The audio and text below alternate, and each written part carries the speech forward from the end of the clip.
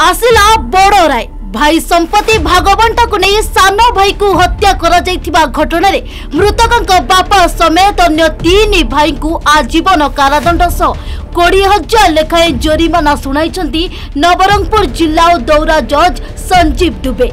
जोरिमाना अणदेय हेले आउ 1 वर्ष सश्रम कारादंड पई मध्य आदेश देइछंती जिला जज।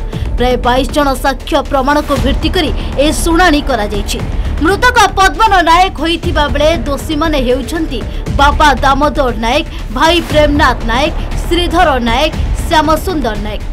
सूचना योग्य जे गत 2019 मसीहा एप्रिल 5 तारिख रे नवरंगपुर जिला कोसागुमड़ा थाना अंतर्गत गुमंडली ग्राम में जमी भागबंटा को नहीं सान भाई पद्मन नायक को बापा दामोदर और 3 भाई आक्रमण करी पिटी पिटी मारी देइथिले।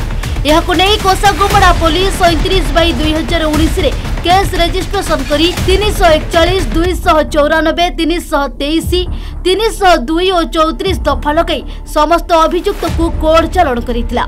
आज यार सुनानी करी जिला जज संजीव दुबे समस्त अभियुक्त को आजीवन कारादंड रे दंडित करिसंती। नवरंगपुर जिला जज कोर्ट रे एक गुरुत्वपूर्ण राय देइचंती।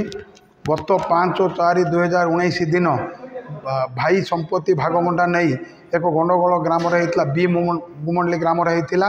एथिपाई जो मान्यवर जिला जौरा जज श्रीजुक्त संजीव दुबे 22 जन साक्ष्य प्रमाण को भित्ति करी और समस्त साक्ष्य प्रमाण आधार रे आजीवन कारादंड सह 20,000 टंका लेखाएं जोरिमाना आदेश करिसंती।